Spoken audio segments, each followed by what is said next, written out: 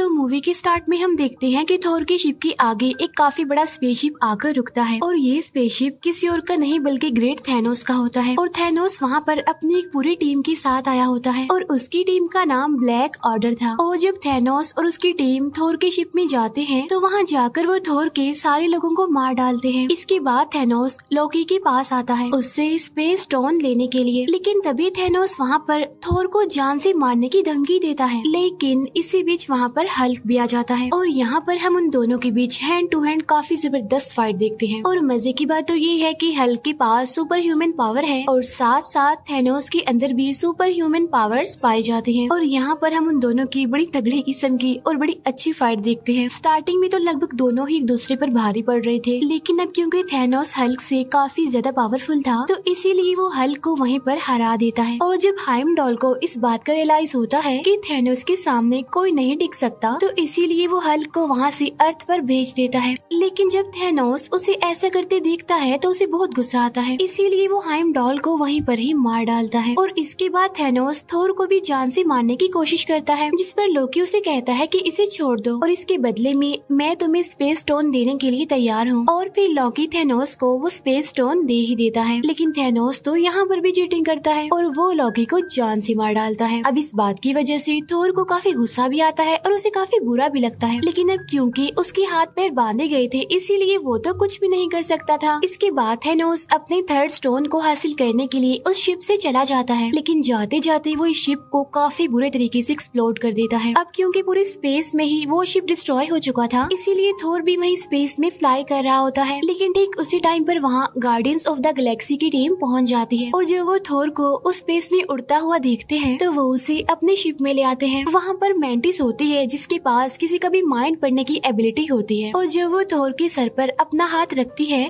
तो उससे पता चलता है कि ये काफी दुखी है, काफी पेन में है क्योंकि इसने बहुत सारे लोगों को खो दिया है। इसलिए इतनी ही देर में थोर की भी आंख खुल जाती है और यहाँ पर वो गार्डियंस ऑफ द गैलेक्सी को रिवील करता है कि थैनोस आ चुका है और अब वो इन्फिनिटी स्टोन्स के पीछे पड़ा हुआ है, जिसकी मदद से वो इस पूरी दुनिया को आधा आधा बांट सकता है। यहाँ पर थोर पीटर क्विल को अपनी हेल्प करने के लिए कहता है और वो कहता है कि अगर थैनोस के हाथों में सारे स्टोन्स लग गए तो वो पूरी ही दुनिया को डिस्ट्रॉय कर देगा, सब कुछ खत्म कर देगा। तो इसीलिए वो यहाँ पर अपनी दो टीम्स बना लेते हैं। एक टीम में तो थोर, रॉकेट और ग्रूट होते हैं, मीनवाइल दूसरी टीम में पीटर क्विल, गमोरा, नेब्यूला और ड्रैग्स हो जाते हैं। अब यहाँ पर थोर पीटर क्विल को कहता है कि जब तक मेरे पास मेरा हथियार यानी मेरा हैमर नहीं होगा तब तक मैं थैनोस का कुछ नहीं बिगाड़ सकता। तो इसीलिए उसे अपना हैमर लेने के लिए निडाविलियर जाना पड़ता है। दूसरी तरफ पीटर क्विल, गमोरा और नेब्यूला नोवेयर में पहुँच जाते हैं और ये वो जगह थी जहाँ पर दी कलेक्टर रहता था, क्योंकि कलेक्टर के पास ही थर्ड स्टोन यानी दी रियलिटी स्टोन था। इसके बाद हम देखते हैं कि हल्क को हाइमडॉल ने अर्थ पर भेज दिया था और जब वो अर्थ पर आता है तो वो न्यूयॉर्क सेंटर में आकर गिरता है, उस जगह पर जहाँ पर डॉक्टर स्ट्रेंज और वोंग थे। और जब हल्क उन दोनों को देखता है तो बताता है कि थैनोस आ गया है और अब हमें कोई नहीं बचा सकता। तब उसे इतना घबराया हुआ देखकर डॉक्टर स्ट्रेंज भी घबरा जाते हैं। इसके बाद डॉक्टर स्ट्रेंज ब्रूस बैनर यानी हल्क के साथ टोनी स्टार्क यानी आयरन मैन से हेल्प मांगने जाता है। वहाँ पहुंचकर ये दोनों टोनी स्टार्क को बताते हैं कि थैनोस आ गया है और वो इन्फिनिटी स्टोन्स के पीछे पड़ गया है, जिसकी वजह से पूरे यूनिवर्स और अर्थ को खतरा है और अगर उसने ये सारे स्टोन्स हासिल कर लिए तो हमारा ये अर्थ खतरे में पड़ सकता है। अब यहाँ पर मैं आपको इन स्टोन्स के बारे में थोड़ी सी डिटेल्स बता देती हूँ। पहले नंबर पर आता है पावर स्टोन। इसके अंदर ये पावर होती है कि ये किसी भी इंसान की पावर को कम भी कर सकता है और ज्यादा भी कर सकता है। सेकंड नंबर पर आता है स्पेस स्टोन। इसके अंदर ये पावर होती है कि ये किसी भी चीज को एक जगह से दूसरी जगह ट्रांसफर कर सकता है इजीली, जैसा कि स्पेस में ऐसा होता रहता है। थर्ड नंबर पर है दी रियलिटी स्टोन। अब इस स्टोन के अंदर ये पावर होती है कि किसी भी रियलिटी को बदल सकता है। इट्स मीन आप क्लाइमेट को अपनी मर्जी के मुताबिक चेंज कर सकते हैं।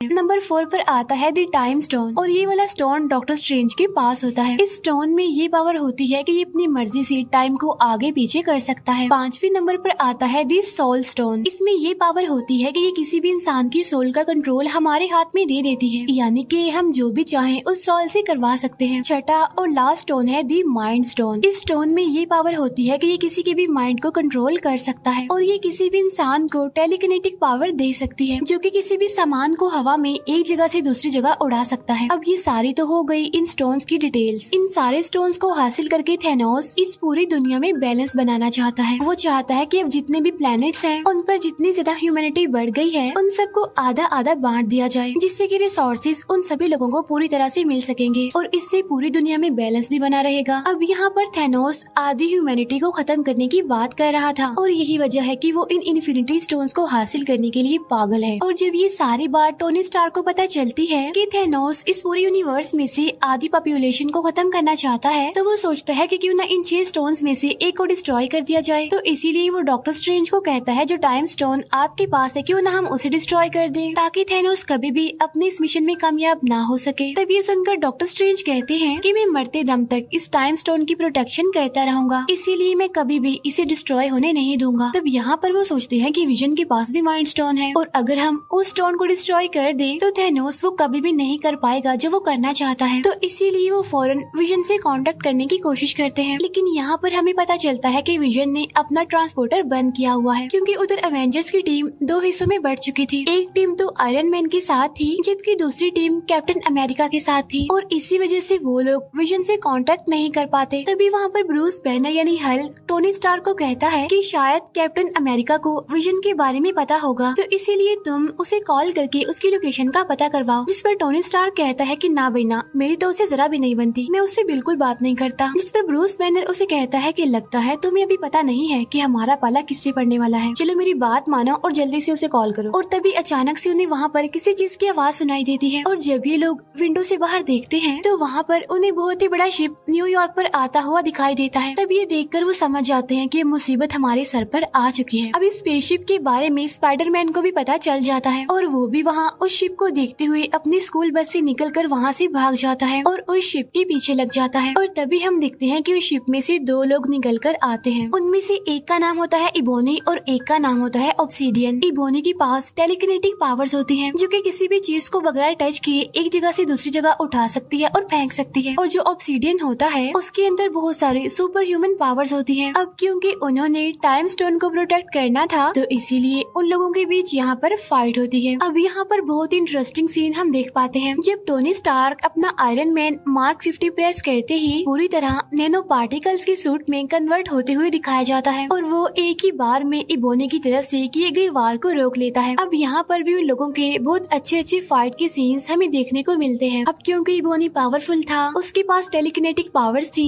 इसीलिए वो अपने काम को करने में कामयाब होता रहता है। इसके बाद वो टाइम स्टोन निकालने के लिए डॉक्टर स्ट्रेंज के पास पहुँच जाता है। अब क्योंकि टाइम स्टोन को डॉक्टर स्ट्रेंज के अलावा और कोई भी नहीं निकाल सकता था उनमें से, तो इसीलिए वो डॉक्टर स्ट्रेंज को अपने साथ अपनी स्पेसशिप में ले जाता है वहाँ से। लेकिन वो ये नहीं जानता था कि उसके शिप में टोनी स्टार्क और स्पाइडरमैन भी एंटर हो गए हैं। इसके बाद हमें विजन दिखाया जाता है। अब क्योंकि थैनोस की टीम यानी ब्लैक ऑर्डर के पास उन सभी इन्फिनिटी स्टोन्स की एनर्जी के फ्लो को रेड करने की पावर होती है, तो इसीलिए पहले तो वो डॉक्टर स्ट्रेंज के पास जाते हैं टाइम स्टोन लेने के लिए और साथ ही विजन के पास ही माइंड स्टोन निकालने के लिए प्रॉक्सिमा मिडनाइट और कॉर्वस ब्लेड जाते हैं। अब यहाँ पर हमें दिखाया जाता है कि मैक्सिमा मिडनाइट और कॉर्वस ब्लेड उन दोनों यानी विजन और वांडा से काफी ज्यादा पावरफुल होते हैं। अब यहाँ पर कॉर्वस ब्लेड के पास एक ऐसा ब्लेड होता है जो किसी भी इंसान की बॉडी में घुस सकता है और उसे काफी इंजर्ड कर सकता है, तो उसी ब्लेड का इस्तेमाल करते हुए वो विजन को इंजर्ड कर देता है, जिसकी वजह से वांडा इस फाइट में अब अकेली रह जाती है।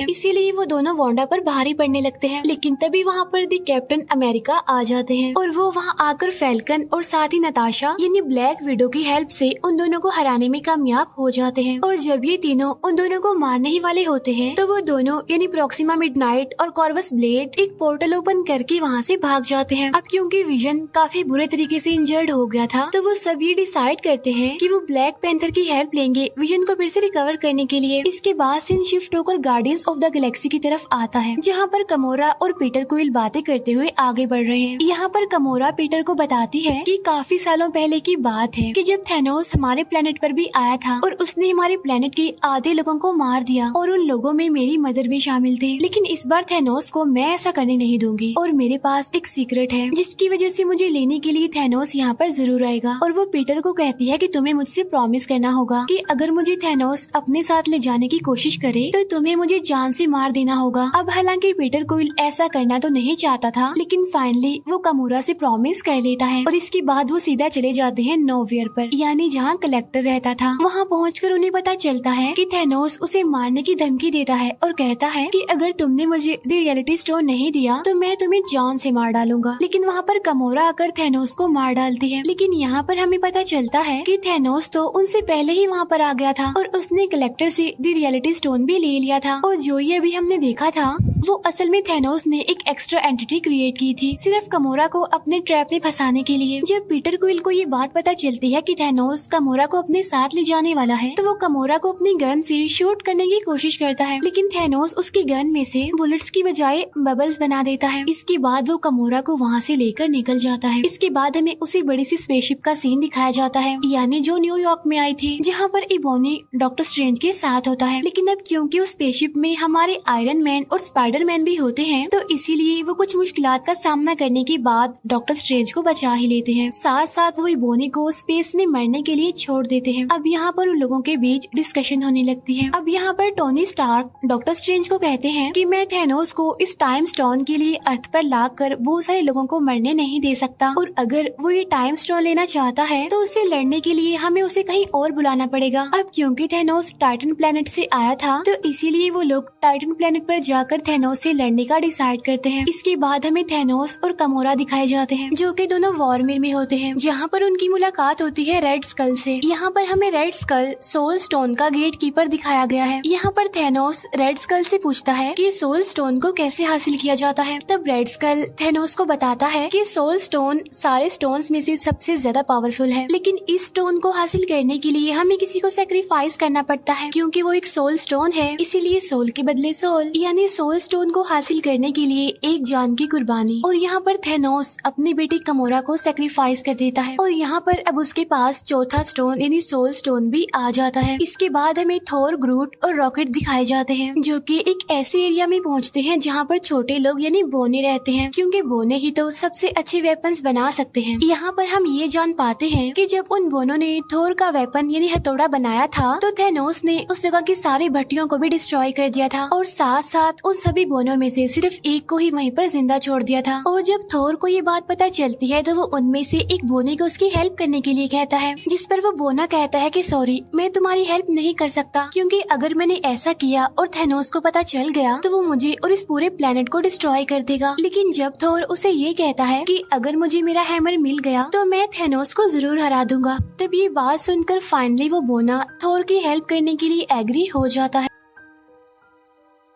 इसीलिए अब वो एक नए वेपन को बनाने के लिए तैयारी करने लगते हैं। लेकिन यहाँ पर उन्हें पता चलता है कि हैमर बनाने के लिए जो मेटल उनको चाहिए, उस मेटल को पिघलाने के लिए जिस एनर्जी की जरूरत है वो सिर्फ सूरज से मिलेगी। लेकिन सूरज की पावर इतनी ज्यादा तेज है कि अगर उसे डायरेक्ट उस मेटल पर लगाया जाए तो वो पूरा का पूरा मेटल ही डिस्ट्रॉय हो जाएगा, और इसीलिए बीच में एक फिल्टर लगाना बहुत ही जरूरी है। लेकिन जब वो उस फिल्टर को यूज कर रहे होते हैं तो वो एकदम से बीच में से टूट जाता है। लेकिन यहाँ पर थोर उस बोने को कहता है कि अब इसके बीच का फिल्टर मैं बनूंगा और तुम बस अपना काम जारी रखो। और ये काफी अच्छा सीन होता है कि जब थोर उस एनर्जी सोर्स के बीच एज अ फिल्टर खड़ा हुआ था सिर्फ और सिर्फ अपने उस वेपन यानी हथौड़े को हासिल करने के लिए, और फाइनली वो अपने उस वेपन को हासिल कर ही लेता है। लेकिन जब वो वेपन तैयार होता है तो पता चलता है कि उसमें लगाने के लिए हैंडल तो है ही नहीं। लेकिन तभी वहाँ ग्रूट आता है और वो अपना एक हाथ हैमर के अंदर फिट कर देता है और तब जाकर फाइनली एक जबरदस्त हथियार तैयार हो जाता है। और ये वाला वेपन थोर के पिछले वेपन से काफी ज्यादा पावरफुल और अपडेटेड था। इसके बाद सीन शिफ्ट होकर टोनी स्टार्क, स्पाइडरमैन और डॉक्टर स्ट्रेंज पर जाता है, जो कि तीनों अब टाइटन प्लेनेट पर आ चुके हैं। अब क्योंकि यहाँ पर नेब्यूला ने मैंटिस को मैसेज किया होता है कि हमें टाइटन प्लेनेट पर तुम्हारी जरूरत है, तो इसीलिए पीटर क्विल, मैंटिस और ड्रैग्स वहाँ पर पहुँच जाते हैं। अब यहाँ पर हमें पता चलता है कि डॉक्टर स्ट्रेंज थैनोस के आने से पहले फ्यूचर को देखने लगता है और वो देखता है कि कितनी पॉसिबिलिटीज हैं कि हम थैनोस से जीत सकते हैं, जिनमें वो देखता है कि सिर्फ एक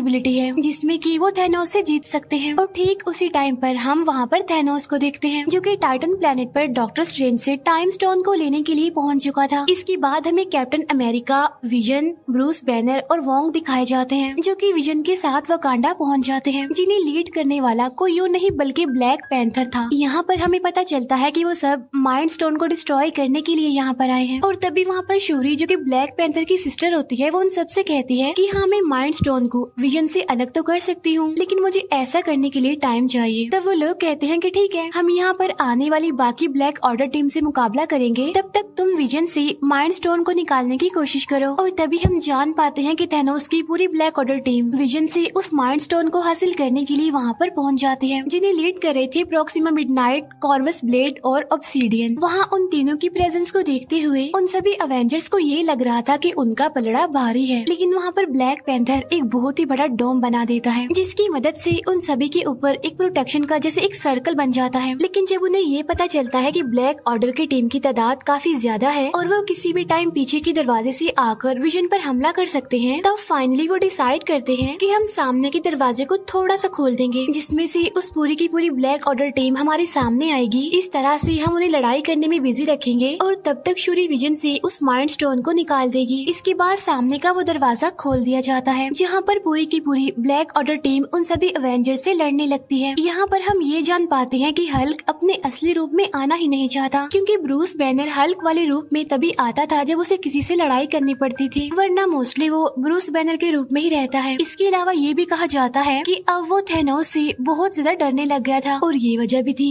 जिसकी वजह से वो हल्क नहीं बन रहा था। एनीवे, वो ऐसे ही इस लड़ाई में शामिल हो जाता है और यहाँ पर हमें इस मूवी की सबसे बड़ी फाइट दिखाई जाती है जो कि अवेंजर्स और ब्लैक ऑर्डर के बीच चल रही थी। और ये पूरी की पूरी फाइट सच में बहुत कमाल है। और फाइनली ब्लैक ऑर्डर टीम के तीनों कमांडर यानी प्रॉक्सिमा मिडनाइट, कॉर्वस ब्लेड और ऑब्सीडियन जो कि इस टीम को लीड कर रहे थे, वो यहाँ पर मारे जाते हैं। साथ साथ अवेंजर्स विजन को भी इस लड़ाई में शामिल कर लेते हैं। और तभी यहाँ पर हमारे एक और हीरो थॉर की भी एंट्री हो जाती है। जैसे उसकी एंट्री होती है वो जोर से चिल्लाता है, कहाँ है थैनोस। तब उसकी आवाज सुनकर ब्लैक ऑर्डर की सारी टीम काफी डर जाती है। यहाँ पर थोर भी उन सबको मारते हुए आगे बढ़ जाता है। इसके बाद हम थैनोस को देखते हैं जो कि गार्डियंस ऑफ द गैलेक्सी की team Tony Stark, Doctor Strange और स्पाइडरमैन के साथ लड़ रहा होता है।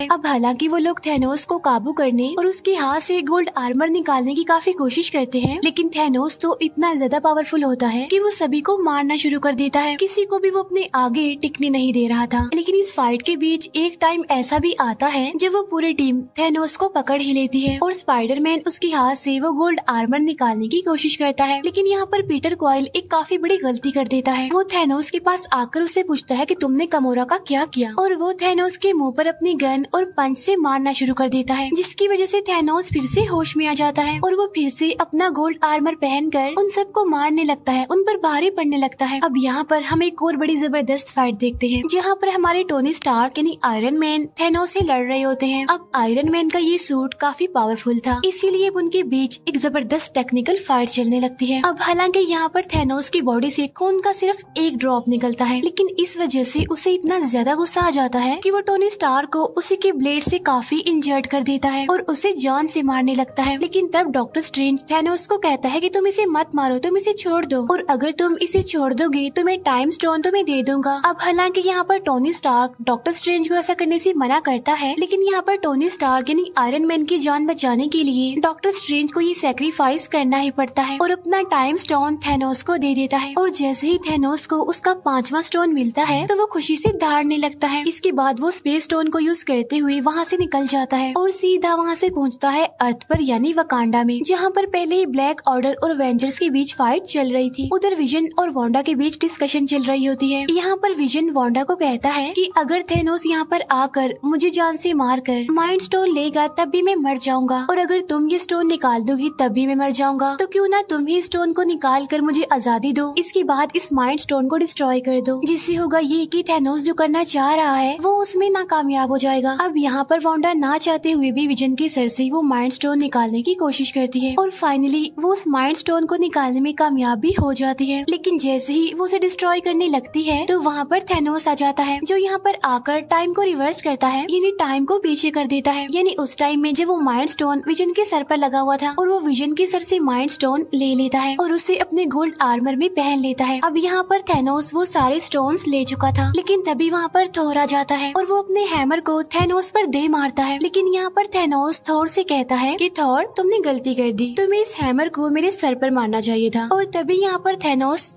चुटकी बजाता है, जिससे पूरा यूनिवर्स, पूरा अर्थ दो हिस्सों में बढ़ जाता है। इसके बाद सीन शिफ्ट होकर सोल वर्ल्ड में आता है, जहाँ पर थैनोस खुद को बिल्कुल अकेला पाता है और उसके सामने एक छोटी गमोरा होती है, यानी जब वो छोटी थी। और यहाँ पर वो अपने फादर थैनोस से पूछती है कि डैडी डू इट, जिस पर थैनोस कहता है कि यस। फिर छोटी गमोरा पूछती है कि आपने क्या खोया, जिस पर थैनोस कहता है कि सब कुछ। इस फाइट में उसने इन्फिनिटी स्टोन्स को हासिल करने के लिए अपना सब कुछ खो दिया, क्योंकि वो गमोरा को बहुत प्यार करता था, लेकिन अनलकीली अब उसकी लाइफ में नहीं थी। इसके बाद थैनोस वापस से रियल वर्ल्ड में आ जाता है, जहाँ पर उसके सामने थोर और बाकी सारे एवेंजर्स होते हैं। लेकिन अब क्योंकि उसके पास सारे स्टोन्स थे, इसीलिए वो स्पेस स्टोन की मदद से खुद को टेलीपोर्ट करके कहीं और चला जाता है। लेकिन वहाँ पर बचता है तो सिर्फ राख, और पूरे यूनिवर्स में से, पूरे अर्थ में से आधी पॉपुलेशन कम होने लगती है। हर कोई वहाँ से राख बनकर गायब होता जा रहा था। इसके बाद हम थैनोस को देखते हैं, जो कि एक हट में था, जो कि काफी खुश था, क्योंकि फाइनली वो अपने मिशन में सक्सेसफुल हो गया था। उसने पूरी दुनिया की आधी पॉपुलेशन को खत्म कर दिया था। इसके बाद हम मारिया हिल और निक को देखते हैं, जो कि एक गाड़ी में बैठकर कहीं पर जा रहे थे, लेकिन तब वो भी वहाँ से गायब होना शुरू हो जाते हैं। और यहाँ पर निक अपनी पॉकेट से एक छोटी सी डिवाइस निकालता है और वो किसी को मैसेज करता है, और जब उसके गायब होने के बाद हमें वो डिवाइस दिखाई जाती है, जिससे हमें पता चलता है कि उसने वो मैसेज कैप्टन मार्वल को भेजा है। और इसी के साथ ये मूवी यहीं पर एंड हो जाती है।